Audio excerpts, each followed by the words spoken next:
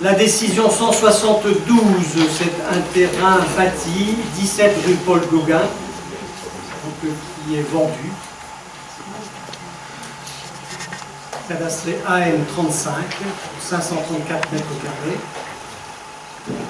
La 173, un terrain à bâtir rue du Championnat, 8 rue du Championnat, section AL 343P et 343P.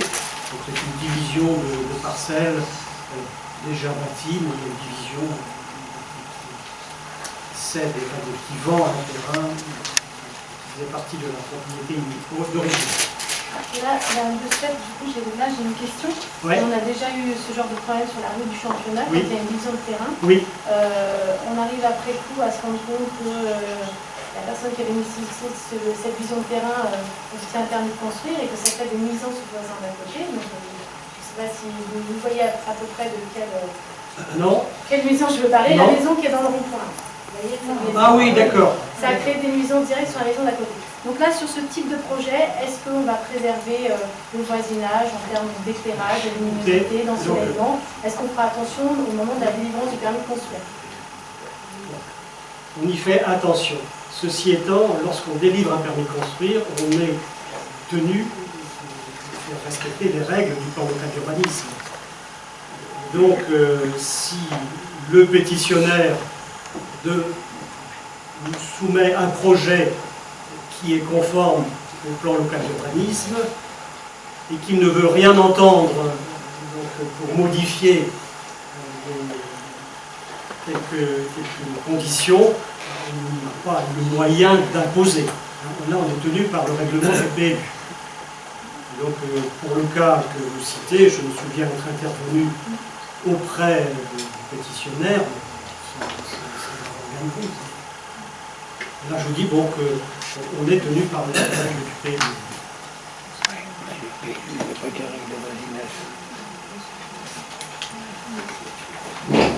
Dites, Madame Lebert, ce que vous nous rajoutez.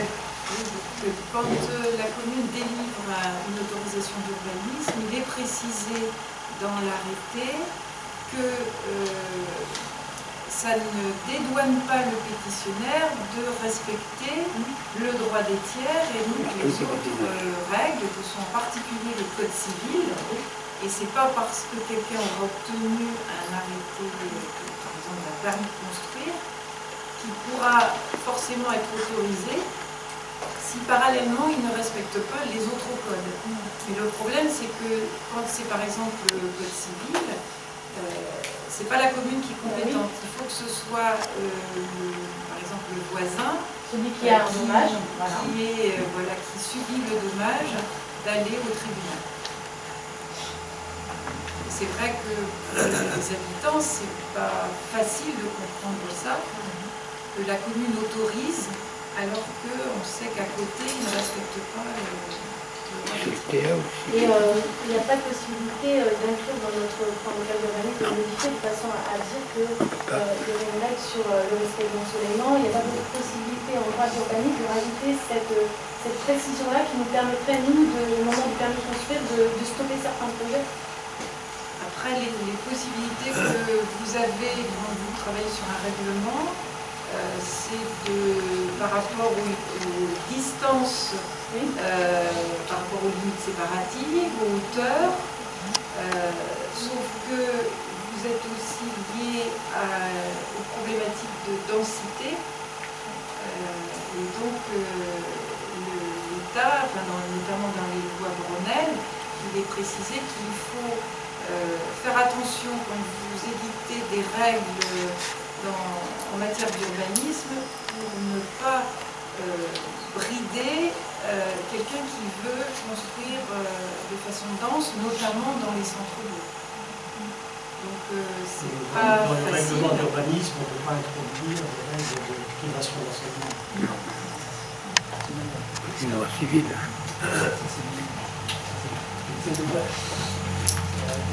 La 174, la décision 174. Donc, il s'agit de la vente d'un terrain non bâti situé 18 rue de la République. section Z2 230, superficie 1293 mètres carrés. La 175, c'est à Pont-Réan, dans le bourg de Pont-Réan, 25 rue des Redons, un terrain bâti AC102 sur une superficie de 250 mètres carrés. La décision 76 différente, elle porte attribution d'un marché de peinture et de revêtement de sol dans différents bâtiments communaux. Donc, on vous rappelle, tous les ans d'ailleurs, on fait une consultation pour des travaux d'entretien dans les bâtiments communaux, en particulier les bâtiments scolaires. Une consultation a été lancée auprès de 3 entreprises. Au vu de l'analyse des offres, un marché public avec l'entreprise Loisil de Retier a été conclu pour un montant de 20 462 € hors taxe. Vous donnez pouvoir si vous ne revenez pas? Je reviens pas. Non mais donnez pouvoir à quelqu'un? Bah Maurice. À Maurice Pouvoir.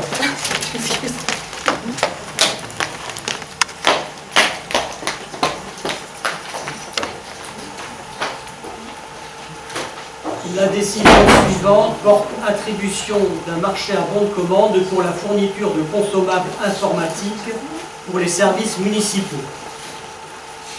On vous rappelle que là aussi, il a été lancé une consultation pour les 3 entreprises, une seule offre reçue en mairie, offre qui a été jugée acceptable. Donc, il s'agit de la fourniture de consommables informatiques des services municipaux avec l'entreprise Regeco de Saint-Lô, d'une durée d'1 an, à compter de la notification du marché, renouvelable par tacite reconduction express, sans que la durée maximale ne puisse excéder 4 ans.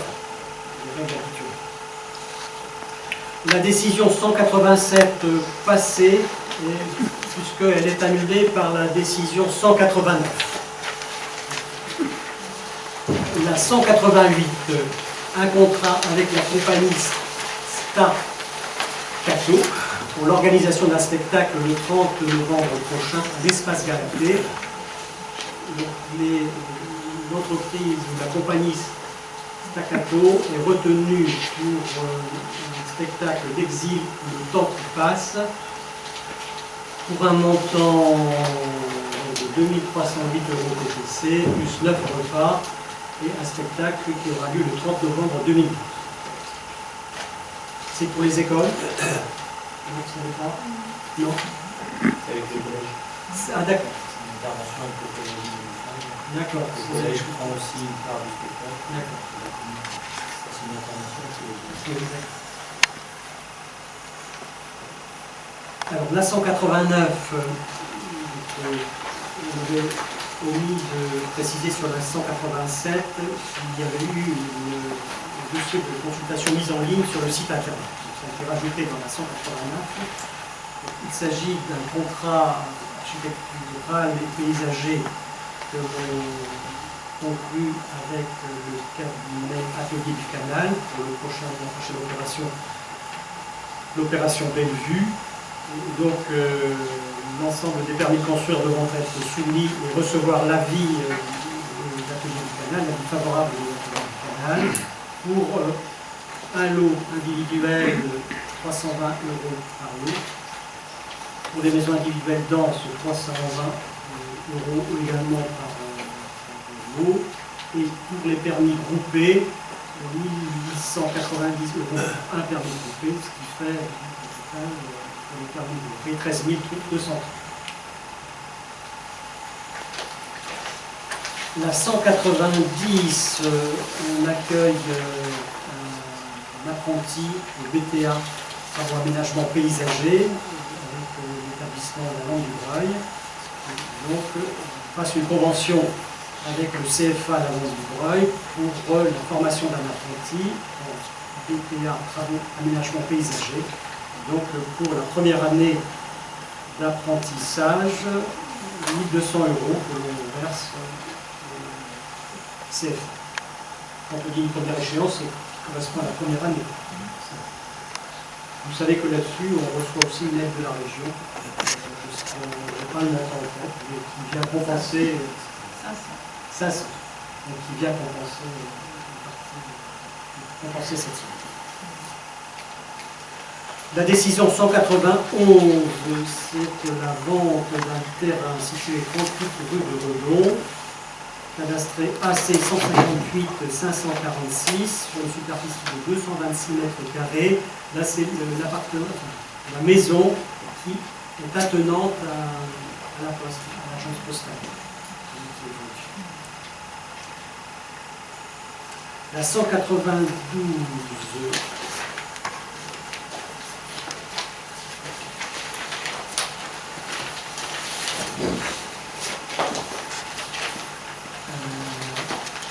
une intention de vendre un terrain dans la zone d'activité des Grémadam, qui appartient à la communauté commune, et il est proposé de vendre à une activité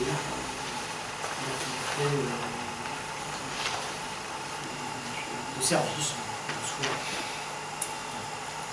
ZD 243 pour 1500 mètres carrés. Activité de soins. Le soin, kiné, voilà.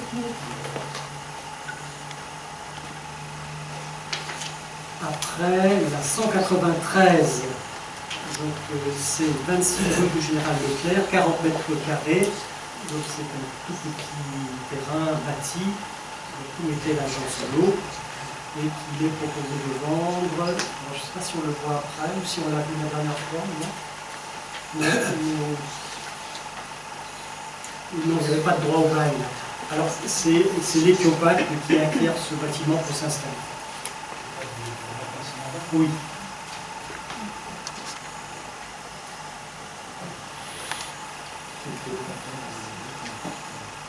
Il achète cet immeuble pour s'installer. Alors, la décision 194, dans le cadre de l'opération Quartier de Bellevue, on sera amené à aménager la rue de la République. Donc, une partie est au droit du domaine de Bellevue et une autre qui n'est pas au droit du domaine de Bellevue. Et on propose que l'atelier du canal nous fasse une étude globale d'aménagement de la rue avec une tranche ferme qui étude préliminaire et avant-projet sur la totalité de la rue depuis les abords de la Locnay jusqu'à la rue de Fag. Donc ça c'est pour un montant de 6 395 €.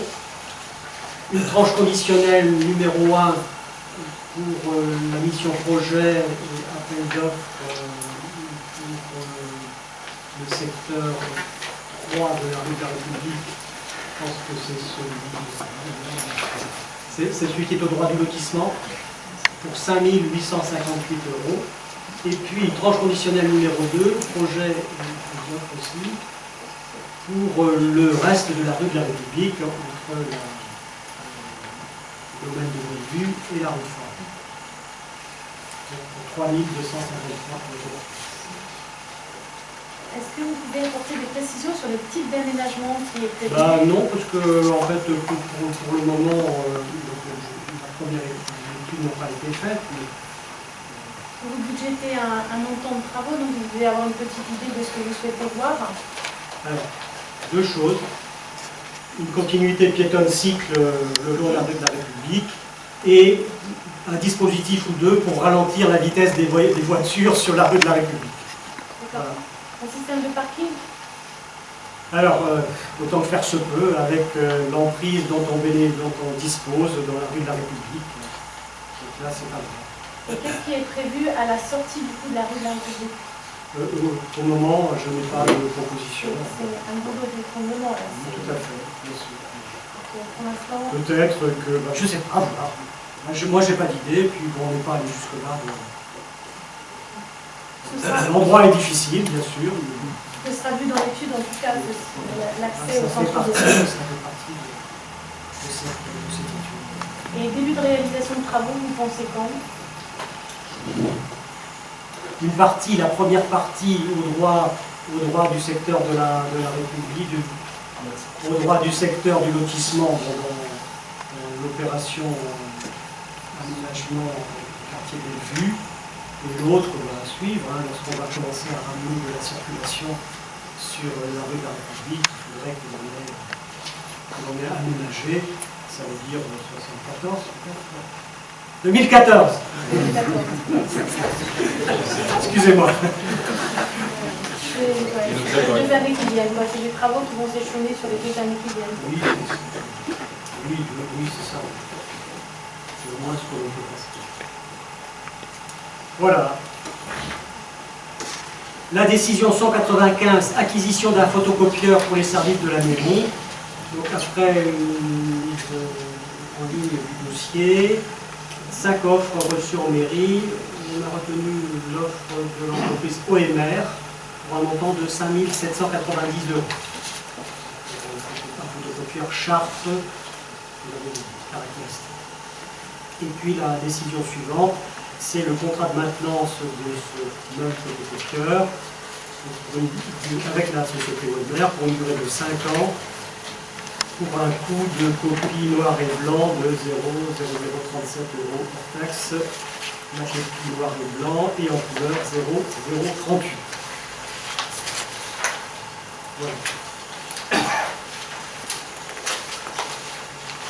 Encore une décision, la 197, c'est un contrat de sauvegarde externalisé des données informatiques de la mairie. Donc là aussi, il y a une consultation, probablement du coup. C'est une régularisation. Il y a 2 ans, on avait déjà passé un contrat avec cette société Drive. Et en fait, Drive demandait le paiement à notre prestataire informatique qui est ASP France. Et ASP France nous demandait le remboursement. C'est un petit peu compliqué, je ne sais pas pourquoi ils ont fonctionné comme ça. Donc du coup, au 1er octobre, on arrête ça et on passe directement avec Drive. Et ils nous en ont profité pour nous réduire le coût mensuel qui était de 65 € auparavant par an. Il passe à 55 € pour le même pour 20 mégaoctets de sauvegarde externe. C'est pas fonctionne bien avec Drive, c'est pour ça qu'on vous propose cette régularisation. D'accord. Et la 198, une autre promotion encore, c'est dans la zone d'activité des Grès-Madame, 6 rue Denis Papin, section ZD 209, 1500 m², le terrain est bâti et il est vendu à son occupant actuel. Dans son couvreur. Voilà, l'ensemble des décisions prises depuis le mois de juillet. Voilà.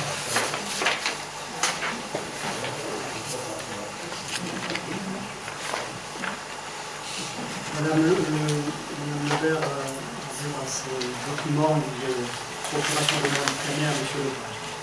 Je vous propose de rajouter la liste de procurations.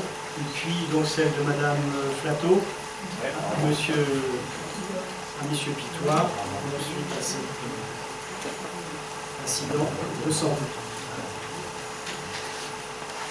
Donc nous avons deux délibérations pour autoriser le maire à signer des marchés suite à des consultations. Donc je propose à Didier Le Biagon de le présenter. La première concerne le quartier Bellevue. C'est l'autorisation de signature dans les marchés de travaux. Donc par décision numéro 10-231 en date du 3 septembre 2010, un marché de maîtrise d'œuvre a été passé avec le groupement Atelier du Canal, stratège, pour l'urbanisation du quartier Bellevue. Par délibération numéro 1217 en date du 29 mai 2012, le conseil municipal a validé l'élément pro du marché de maîtrise d'œuvre. Suite à la réalisation du dossier de consultation, un avis d'appel à la concurrence a été publié sur l'Ouest France en date du 5 juin 2012 et le moniteur en date du 8 juin 2012. 18 offres ont été reçues en mairie. Après analyse des offres, la commission d'appel d'offres réunie le 29 août 2012 a décidé de retenir donc les offres suivantes. Pour le lot 1, donc terrassement voirie, traitement des surfaces eau fluviale, eau usée, signalisation. Donc l'entreprise retenue, c'est le groupement Grèce sur 5, pour un montant hors taxe de 1 609 986 € et 82 centimes. Et le lot 2, donc pour le génie civil, télécommunications, basse tension, haute tension, gaz, éclairage public, alimentation en eau potable. Donc la société qui est retenue, c'est la société Sans Terme. Donc pour un montant de 617 200 000 € hors taxe, y compris donc la variante d'éclairage public en LED. C'est pourquoi il vous est proposé d'autoriser le maire à signer les marchés correspondant aux lots 1 et 2, sachant que le marché relatif au lot 3 sera signé par le maire au titre des délégations. Donc pour info, la commission d'appel d'offres a retenu l'offre de l'entreprise Jourdanière Nature pour le lot espace vert maçonnerie pour un montant donc de 152 074 € et 69 centimes hors taxe. D'accord. Alors les chiffres sont des chiffres importants. Ils ne disent pas si les consultations ont été intéressantes ou pas. J'ai pris les chiffres en tête, mais Loïc me fait passer le document par rapport aux estimations de l'entreprise, qui étaient des estimations et que vous avez validées au dossier projet du maître d'œuvre, dont vous avez eu connaissance lorsque on a trouvé le pro, je pense. Donc on était à une estimation de 2,9 millions. Et là, si l'on rajoute, si l'on somme les trois chiffres, on est à 2 380 000. Donc ce qui fait globalement une moins-value de 530 000 €. Je pensais qu'on a bénéficié des prix intéressants.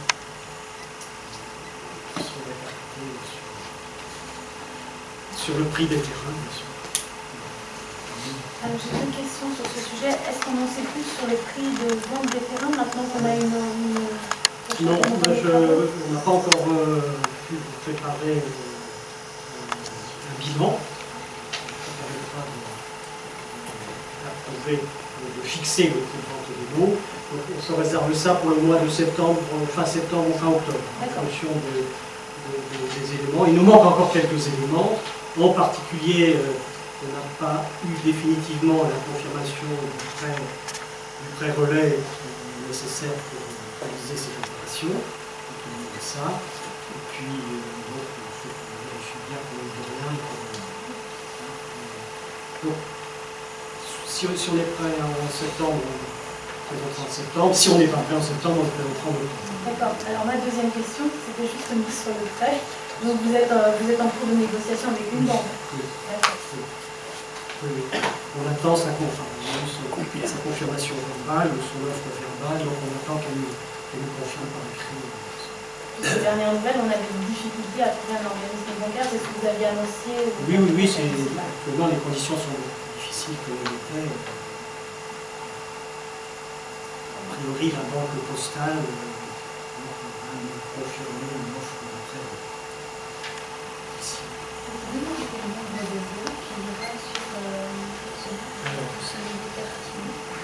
Il y a 200 logements. 200 logements, 100 individuels, 100 collectifs. À la bouche. Vous avez la décision sur la passation de mission de l'architecture. Vous avez le détail de l'individuel et de l'annonce. C'est en page 5.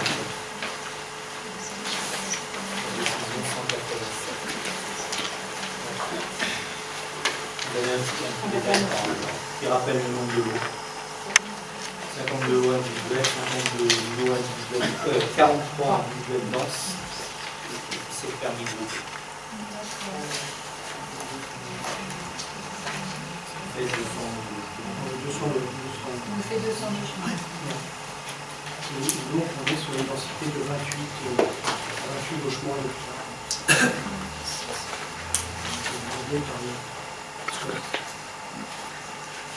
Puisqu'il pose à nouveau la question de conditions de circulation aussi, parce que la réflexion du plan de circulation est quand même plus simple, parce que comme il fait 200 logements, mais potentiellement un nombre assez important finalement de familles qui vont circuler dans le secteur.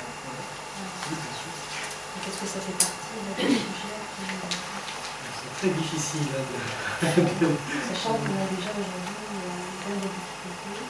Oui, mais ceci étant, bon, en fait, le plan de circulation qui a été adopté permet aussi d'avoir des liaisons depuis le rond-point de la Prairie jusqu'à la rue de la République, donc avec des pénétrantes, il n'y en a pas qu'une. La pénétrante de l'église, il y a la pénétrante, c'est-à-dire de Superrue, si vous voulez. Et puis il y aura la pénétrante de la rue de la République qui permettra aussi d'avoir un choix. Justement, on reviendra sur ce sujet au moment de l'agenda 21, mais on avait fait une étude de déplacement, un plan de déplacement. Cette étude nous avait coûté 75 000 €, donc on en est où de la réalisation? Il me semble que c'était 75 000 €. Je pense que c'est bon, voilà, En tout cas, on a engagé un budget sur ce sujet, il me semble que oui. c'était 75 000. Alors, Et on en est où? alors, Voilà, est-ce que j'ai cette question oui, de la part d'accord. des habitants? Mais alors, si on a fait ce plan de déplacement, ça n'est pas pour dire on va réaliser immédiatement l'ensemble des propositions de ce plan de déplacement. Je pense que l'idée c'était plutôt de dire, à chaque fois qu'on va engager des travaux, que l'on soit bien conforme à ce plan de déplacement. Parce que c'était le point, pour moi, qui me paraissait important, c'est-à-dire de ne pas faire de travaux qui ne soient pas dans un plan d'aménagement d'ensemble. Alors, ceci étant, il y a effectivement des travaux qui étaient prescrits, que l'on n'a pas réalisés encore, sans doute parce qu'on les a pas estimés urgents, voilà. Parce que dans ce plan communal de déplacement, on prend en compte effectivement des projets à venir, mais il y a quand même aussi toute une série de projets sur des améliorations de l'existant. Oui, oui, tout à fait. Puisque c'est des défauts, c'est aussi parce qu'il y a des choses à rénover. Bien d'accord. Ceci étant, voilà, il faut aussi que toujours un choix dans notre programme d'investissement entre les équipements sportifs, les équipements scolaires, les équipements communaux en général, et puis les équipements de voirie, les cheminements piétons, les ronds-points, les aménagements pour casser à vitesse.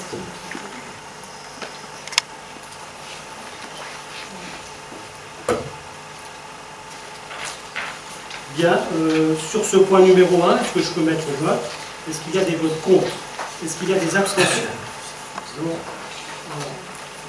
4 abstentions.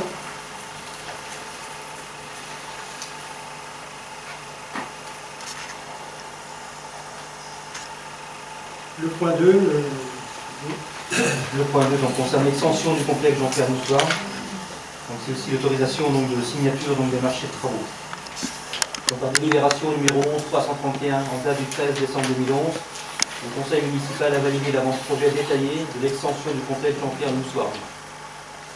Suite à la réalisation du dossier de consultation, un avis d'appel à la concurrence a été publié sur l'Ouest France en date du 19 juin 2012 et sur le moniteur le 22 juin 2012. Donc 59 offres ont été reçues en mairie. Donc après analyse des offres, la commission d'appel d'offres réunie le 29 août 2012 a décidé de retenir les offres suivantes. Donc pour le lot numéro 2, donc le gros œuvre, c'est la société Buret qui est revenue pour un montant hors taxe de 699 000 €. Le lot 3, donc Charpente de la Mélécolée, c'est la société EMG Charpente qui est revenue pour un montant hors taxe de 373 000 €. Le lot 4 Bardage, la société Ferrat, pour un montant de 345 000 € hors taxe, y compris une variante d'habillage du bandeau de l'entrée. Enfin, le bardeau, c'est le bandeau.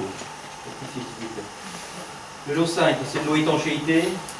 Donc c'est la société Sébi qui est revenue pour un montant hors taxe de 211 303 € et 6 centimes. Le lot 12, donc chauffage, radiant gaz, ventilation.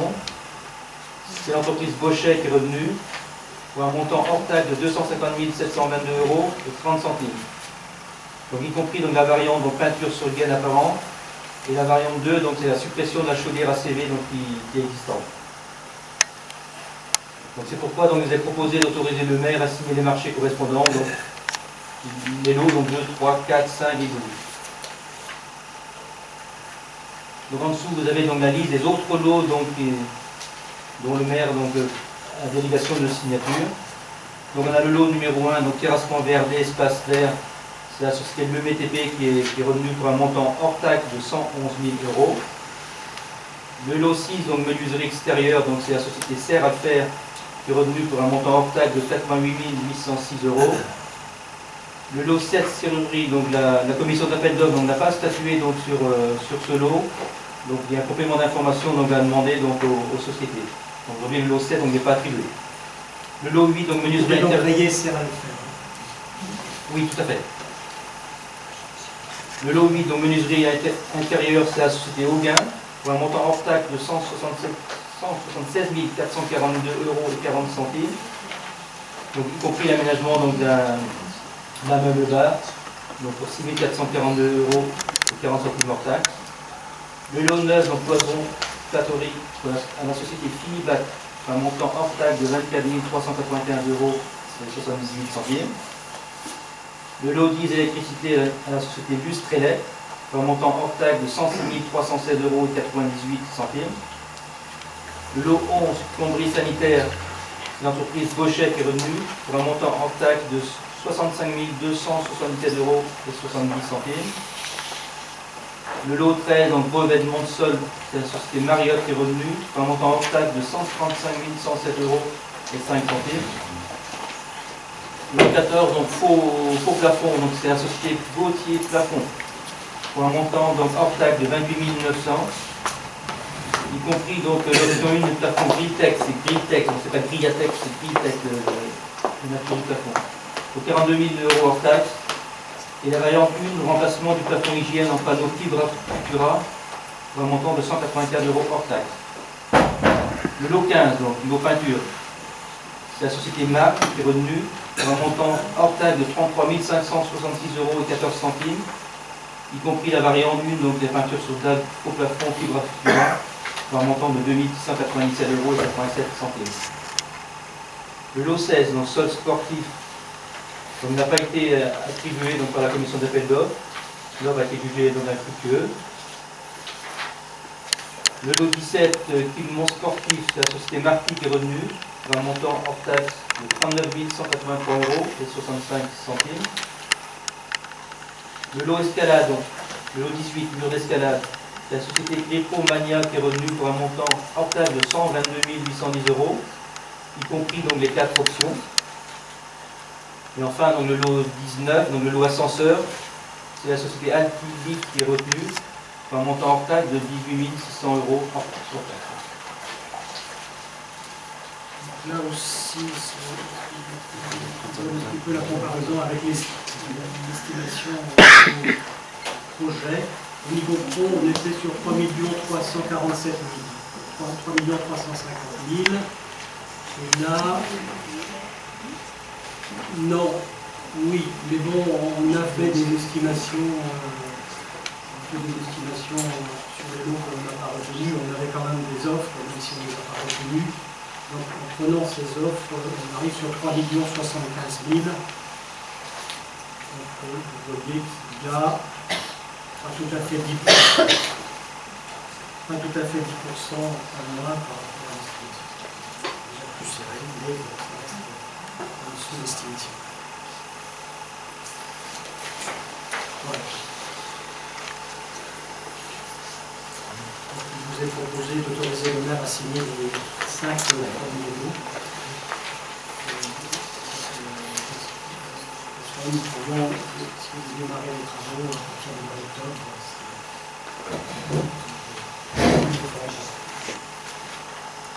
on peut mettre au vote. Est-ce qu'il y a des votes contre? Est-ce qu'il y a des abstentions? Donc c'est adopté à l'unanimité.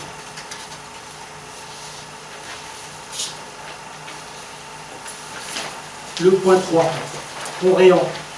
Le fonds de boulangerie de la boulangerie du Pont, qui est vendu. Donc, on propose de ne pas faire jouer le droit d'observation, puisque c'est un boulanger qui reprend le même boulanger. Hein? Celle du Pont. Oui, oui. Pas de vote contre, pas d'abstention. C'est avec la l'unanimité. Pour votre information, si vous en entendez parler, on a appris pendant les vacances, en début août, que le fonds de commerce Route de l'Aillé, les jardins d'Anneau, a cessé et que ça s'est repris. Alors on nous a d'abord dit un boulanger, mais en fait c'est pas exactement un boulanger, mais quelqu'un qui va faire la sandwicherie, pizza, à porter et à consommer sur place.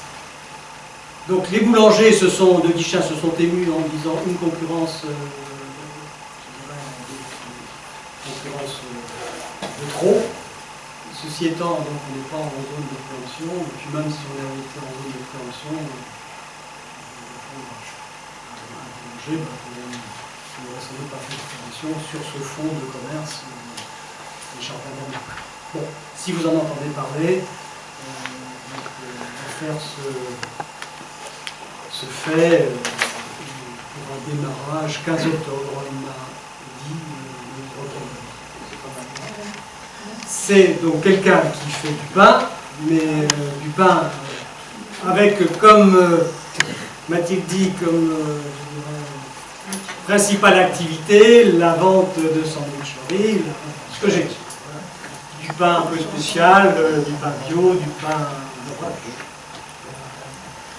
C'est quand même un peu de boulangerie, même si on dit aujourd'hui que son activité sera davantage de la vente à consommer sur place ou à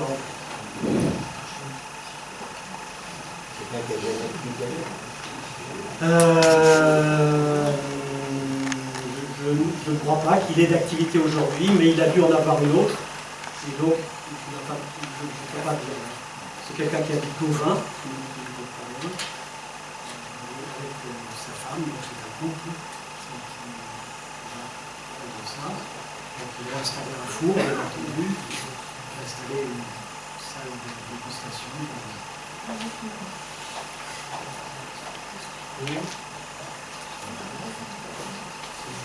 Voilà. Un peu spécifique. Alors aujourd'hui, maintenant, tout le monde se met à faire effectivement de la restauration rapide, ou à emporter. C'est dommage parce qu'il nous manque toujours une boucherie en fait dans le centre de prix. Ça aurait été bien d'avoir quelqu'un qui nous propose un fonds de boucherie partout. Non, je ne sais pas si c'est bon, mais il nous manque toujours un fonds de boucherie. J'ai eu l'occasion de m'exprimer parce que j'ai eu des interrogations là-dessus. Lorsqu'on avait le fonds de charcuterie, donc le ex-G, d'année en année, la rentabilité du fonds s'est dégradée pendant, y compris quand avant que j'ai vu l'arrêt, il avait senti une baisse de son chiffre d'affaires, et ça s'est poursuivi après avec les deux autres preneurs. Les gens ont pu se dire, est-ce que c'est nous qui sommes mauvais ou est-ce que c'est les gens ne viennent pas acheter les plats à emporter. Le dernier preneur s'est réinstallé dans les Côtes d'Armor, je sache, et puis moi j'ai envie de dire que ça marche très bien dans sa nouvelle implantation. Donc alors est-ce qu'il y avait comme non-adéquation entre l'offre et la demande? Bon, quand on a voulu réinstaller un traiteur, il nous a dit bah non, c'est pas adapté, il y a trop de travaux, les murs sont à acheter, c'est trop lourd pour quelqu'un qui veut s'installer et démarrer. Et quand, je dirais une chose, quand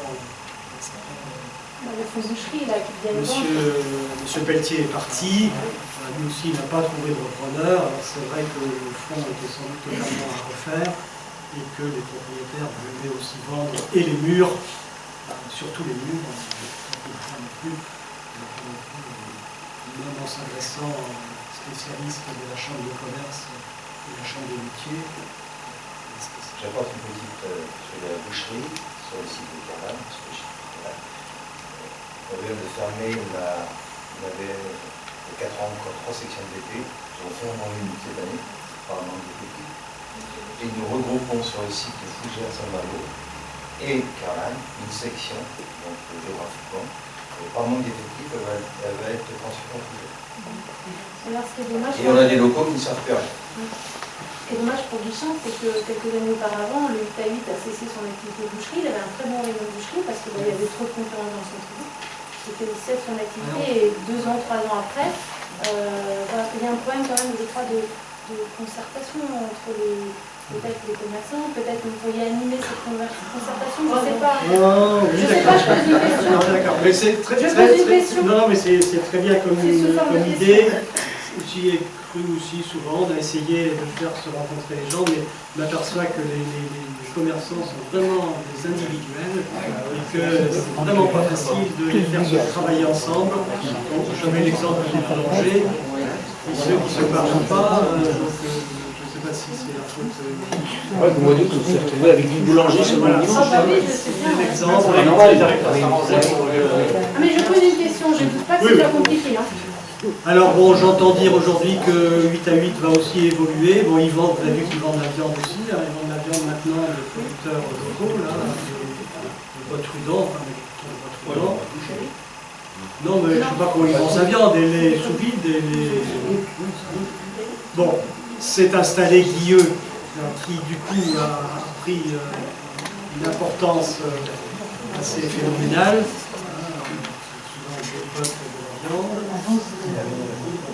Et puis Hyper U s'est mis aussi à faire de la viande, non pas uniquement sur le vide, mais aussi en boucherie. Puis on a quand même la chance d'avoir à Pont-Réan d'Ardennes qui fonctionne bien, qui est quelqu'un qui fait aussi de la qualité en tant que traiteur et en tant que boucher charcutier. Donc je pense que beaucoup de gens du chat y vont aussi.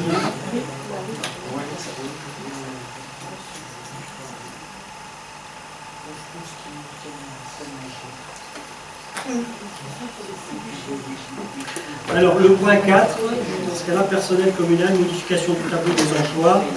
On vous propose de modifier le temps de 3 emplois en vous disant ceci que donc, suite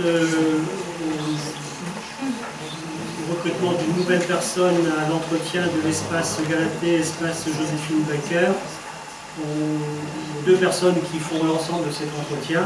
Donc se sont mis d'accord pour partager les heures. Donc, on rectifie et on met 30 heures à chacune des personnes en lieu et place de 35 et de 27h50. Et puis à Pont-Réan, on rajoute une heure et demie à un temps de nettoyage parce que les aménagements à la salle Henri Bougard et à la cuisine de la salle Henri Bougard. Pas de vote contre, pas d'abstention, c'est adopté à l'unanimité.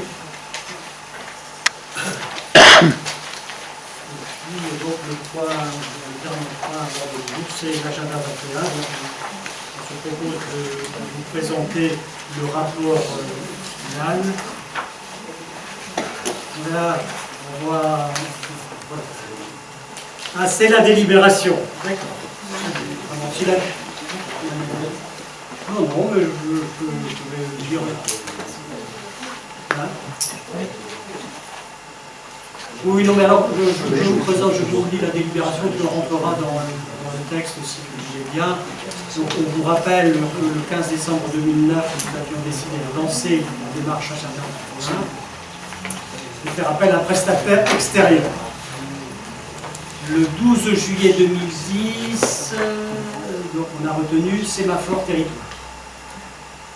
Donc on a voulu prendre une méthode de travail s'appuyant sur la concertation et la transversalité, permettant d'interroger nos pratiques et leurs conséquences pour justement limiter les impacts sur l'environnement. L'agenda 21 a été élaboré en demandant une participation aux habitants qui ont souhaité participer. Donc une première étape a consisté à recenser les forces et les faiblesses de la commune pour avoir une image globale de celle-ci au regard des enjeux du développement durable. Donc on a eu un complément par la vision des habitants suite à un questionnaire et une enquête. Avec l'appui du collège. Le diagnostic du territoire vous a été présenté. Il a été présenté en réunion publique le 8 décembre 2010. La seconde étape a été le travail en atelier avec les personnes qui étaient venues ici associées, donc une trentaine de personnes. Donc, il y a eu un travail de janvier à mars 2011 sur 5 grands thèmes: habiter, vivre, travailler, apprendre et se divertir, se déplacer, mettre l'environnement et les économies d'énergie au cœur des projets. Le travail des ateliers vous a été présenté le 24 mai 2011 et la dernière étape a consisté à élaborer, reprendre précisément 197 actions. C'est le résultat. On va chercher en ensemble 197 actions, avec à côté le calendrier prévisionnel de l'organisation, soit déjà réalisé, soit à poursuivre, soit à réaliser ultérieurement. Et puis, dans ces 197 actions, 22 nous ont paru plus intéressantes pour impliquer les agents, les responsables de service et les agents communaux. Et donc nous avons élaboré une fiche de suivi et d'évaluation avec la mise en place d'indicateurs. Voilà, c'est ce que nous voulions vous présenter ce soir, qui est le résultat de ces 2 années de travail. Voilà la délibération. Et puis vous avez le document entre les mains, mais rapidement, je vais rappeler la genèse et le contenu de ce dossier. Alors, agenda 21. Donc, la première question qu'on s'était posée, qu'est-ce que l'agenda 21? Quelque chose de... Donc, vous avez un slide qui dit un peu plus longuement ce que l'on a voulu y mettre. Donc, l'agenda 21, projet global et concret. Objectif: mettre en œuvre progressivement et de manière pérenne le développement durable sur notre commune. Souhaiter une démarche participative en mobilisant vous-même les élus, mais aussi les agents municipaux et les citoyens qui ont bien voulu se rendre volontaires autour des enjeux de demain. L'agenda 21 va se traduire par un programme d'action visant à améliorer la qualité de vie des habitants, économiser les ressources naturelles et renforcer l'attractivité du territoire. Quelques exemples. Une politique de l'habitat appuyée sur les bâtiments de haute qualité environnementale, la valorisation du parc existant, la reconquête des espaces disponibles en centre-ville, ça c'est un thème, un objectif, l'utilisation des ressources renouvelables, la maîtrise de l'énergie, l'offre de transport en commun, des modes de déplacement alternatifs à l'automobile, un autre gros objectif, et la création d'activités répondant à une demande sociale et locale et d'emplois qualifiants et durables, de nouvelles filières d'emploi. Voilà un petit peu tout ça que l'on a voulu regarder au travers de cet agenda 21. Alors pourquoi la commune s'y est-elle engagée? Rappel simplement, je remonte il y a 20 ans, c'est en 92 que les élus de l'époque avaient choisi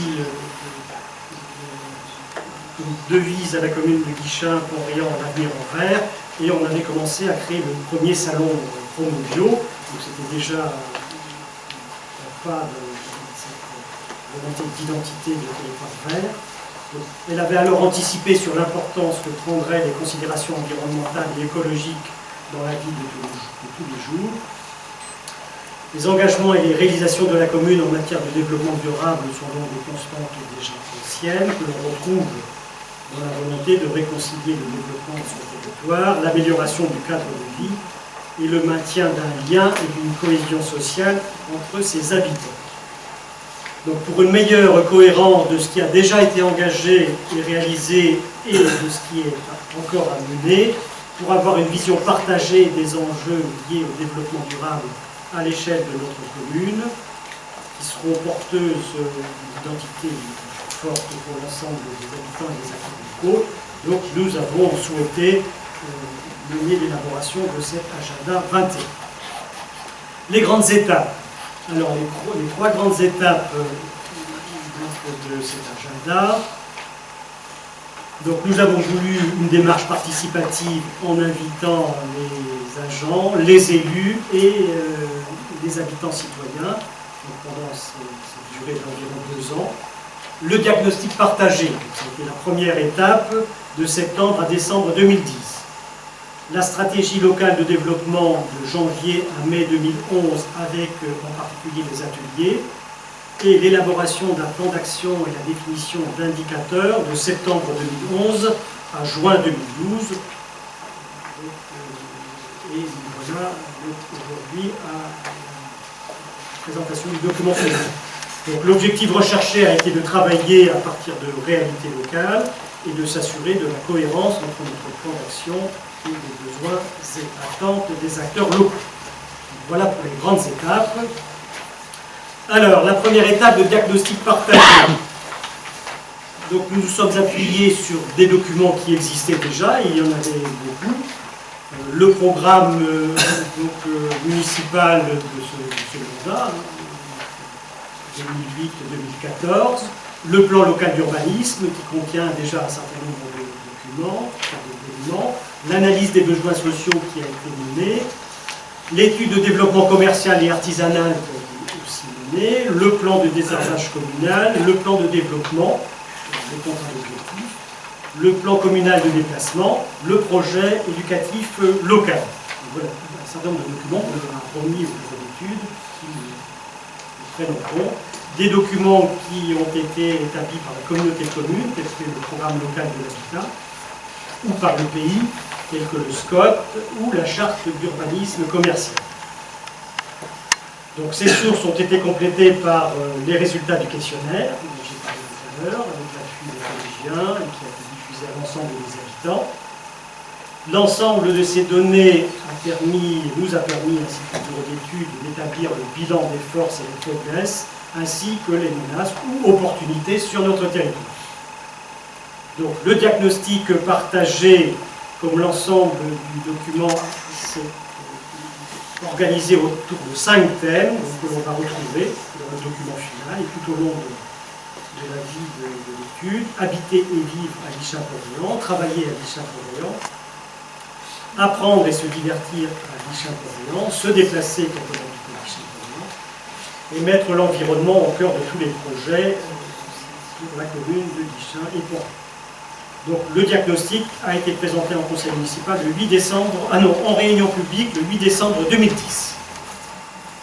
Voilà pour le diagnostic. La deuxième étape, la stratégie locale de développement. Donc les ateliers. Nous avons voulu mener une réflexion collective sur la base du diagnostic et des enjeux partagés entre différents acteurs locaux. Les habitants, nous avions 30 habitants qui ont participé aux ateliers 21. Les objectifs étaient les suivants: débattre et approfondir des éléments du diagnostic, engager une réflexion prospective, dégager les enjeux, les orientations et les actions prioritaires. 3 séances de travail ont eu lieu le 10 janvier 2011, le 7 février 2011 et le 14 mars 2011. En parallèle, donc, le comité de pilotage qui était composé de moi-même, des adjoints, de la commission d'urbanisme et de tous les élus qui ont souhaité rentrer dans le comité de pilotage, s'est réuni 4 fois entre 2010 et 2011. Un comité technique composé des adjoints, de quelques adjoints et des responsables de services municipaux s'est réuni aussi 8 fois entre 2010 et 2011.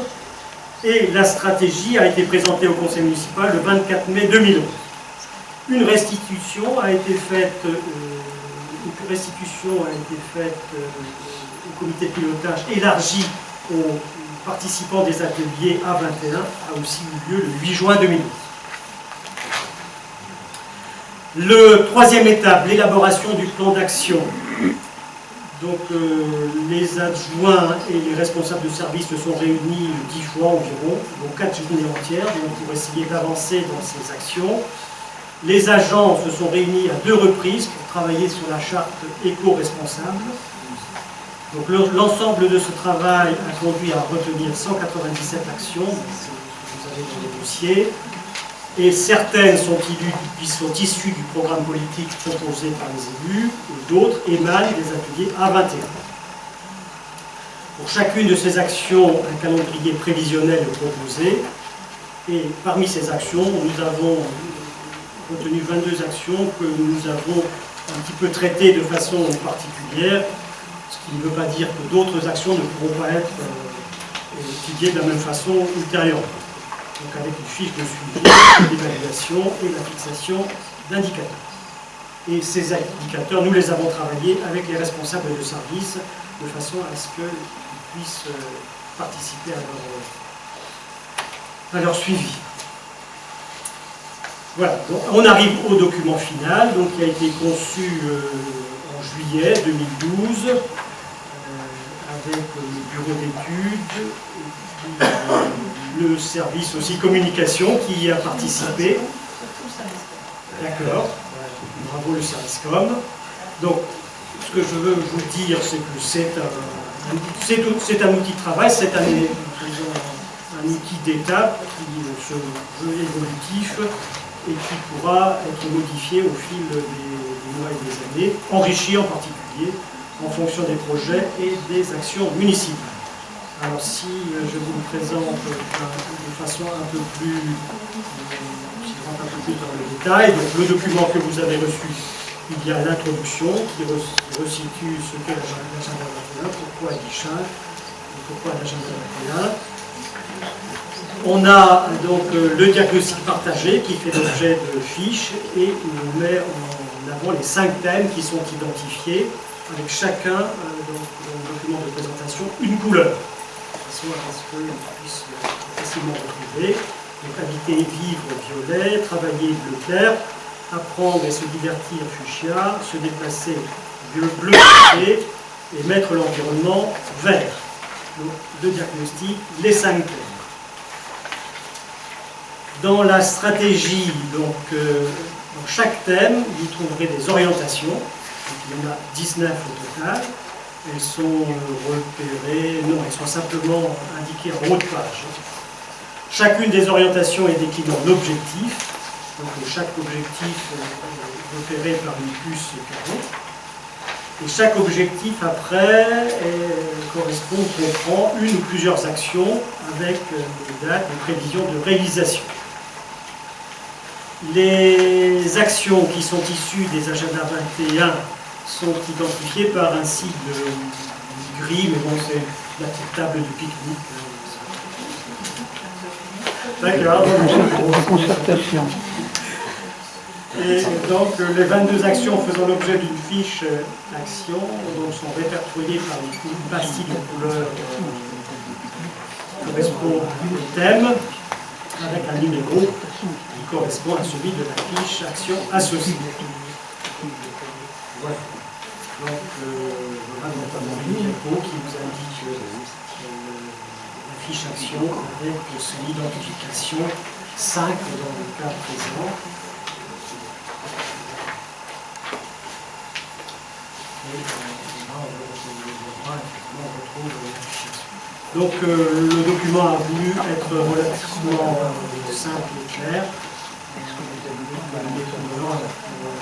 Chacun d'entre vous va avoir un document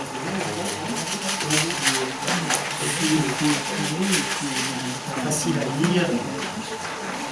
Donc voilà. Et donc je vous ai présenté le document. Simplement maintenant pour que on détaille un peu quelques actions, les 22 actions. Je vais demander à chaque adjoint qui a une action de vous la présenter en quelques mots. Je ne sais pas qui c'est qui entame. Alors je crois que la fiche, c'est la 2, adaptation des supports de communication. Sylvana. Donc, comme vous l'expliquez, monsieur le maire, chaque fiche action présentée fait partie d'une orientation bien précise qui elle-même se situe dans un des 5 thèmes définis et cités. Donc, ainsi, ici, nous sommes dans le thème habiter et vivre à Guichin-Pont-Léon. Je ne sais pas si vous allez la voir, c'est tout en haut à côté de la sécurité. si je peux lancer la fiche action. Donc c'est ici. La fiche action numéro 2, on vient le thème, adapter les conditions inconditionnelles. Et puis en dessous, l'orientation que l'on a, c'est être à l'écoute de la population. Donc si vous reprenez dans le document en papier, là sur la page 36, on a l'orientation 1, justement, qui correspond à ce thème, être à l'écoute de la population, et on a les différents objectifs de cette orientation 1. Donc, dans l'orientation 2, par exemple, ça va être une autre orientation par rapport à ce thème, ça va être de faciliter la vie des personnes les plus fragilisées. L'orientation 3, ça va être privilégier la mixité sociale. L'orientation 4, proposer un choix de logement varié et accessible. L'orientation 5, renforcer les structures de santé. L'orientation 6, valoriser le patrimoine communal. Et enfin, l'orientation 7, dans ce thème, on a assuré la sécurité et la sauvegarde de la population. Donc, dans ce thème,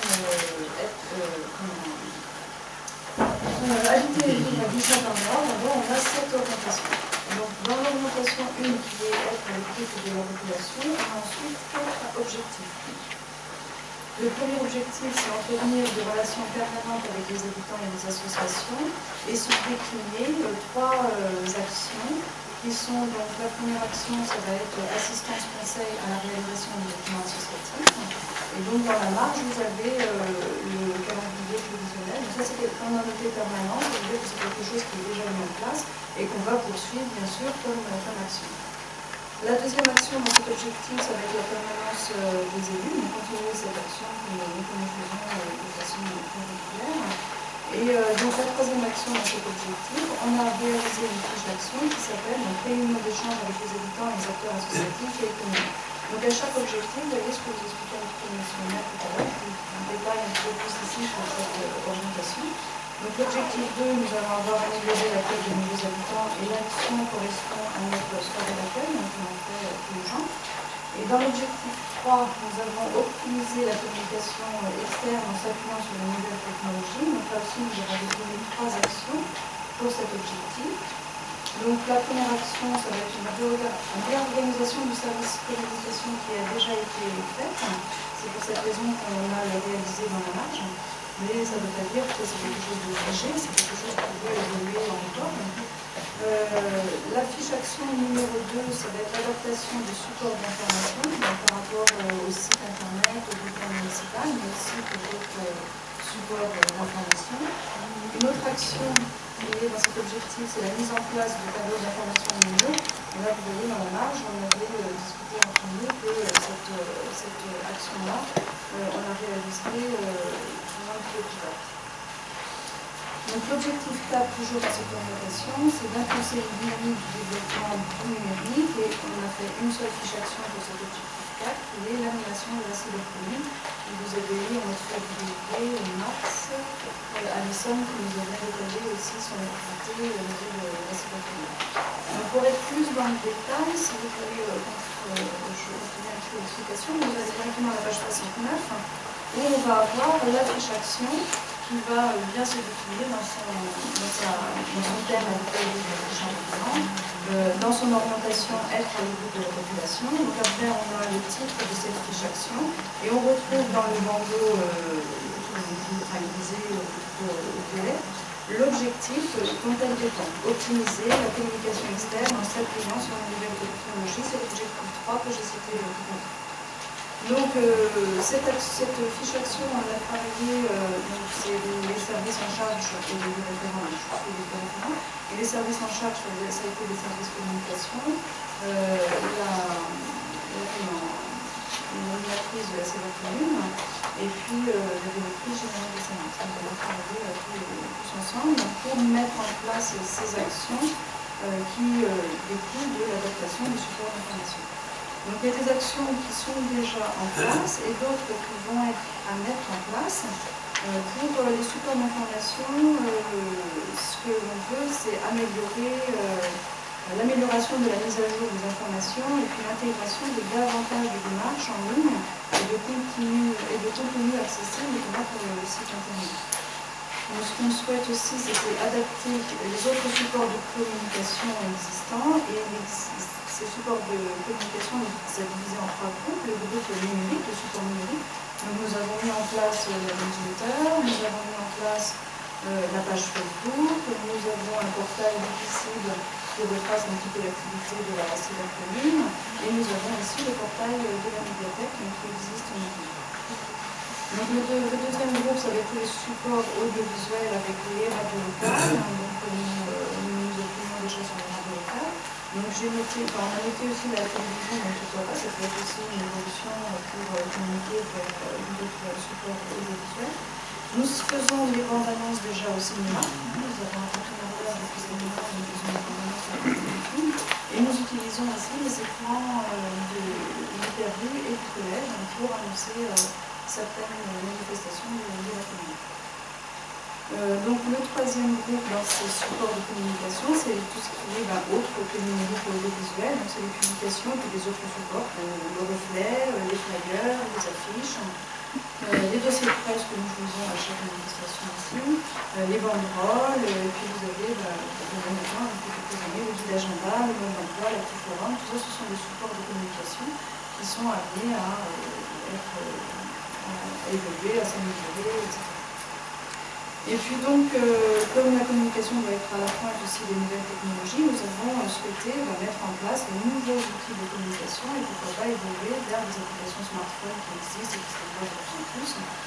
Et puis faire une page Twitter pour aussi répondre à d'autres formes de communication. Donc voilà pour les actions. Donc pour cette fiche action, toutes les actions, comme disait M. le maire aussi tout à l'heure, vont être évaluées. Et puis pour évaluer ces fiches action, nous devons mettre en place des indicateurs. Donc les indicateurs que nous avons pensé mettre en place, c'est des indicateurs qu'on peut avoir facilement sur les sites internet, sur la page Facebook par exemple. Donc on a très facilement le nombre d'internautes qui viennent visiter notre page, le nombre de personnes qui aiment notre page Facebook par exemple, ça on peut bien savoir. Et on peut aussi savoir assez facilement le nombre d'inscrits et de désinscrits à la newsletter que nous avons sur le site de la commune. Le suivi d'action pour améliorer notre travail. On peut mettre en place un questionnaire de satisfaction en ligne concernant le site internet. On peut exploiter les statistiques du site internet, les reproductions, le nombre de visiteurs, et puis établir un rapport d'activité sur la réalisation des outils de communication. Après, donc les cibles, vous voyez que sur cette fiche action, nous n'avons pas mis de cibles, parce que c'est un peu difficile à mettre les trois fiches action quand vous demandez les documents.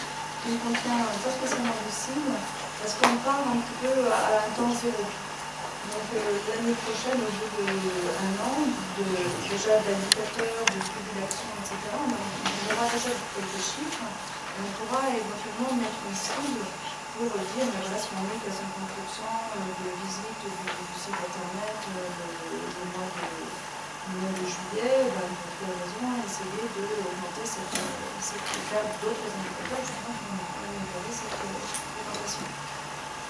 Donc pour l'instant, on n'a pas mis de cible sur cette fiche. Merci, Sylvain.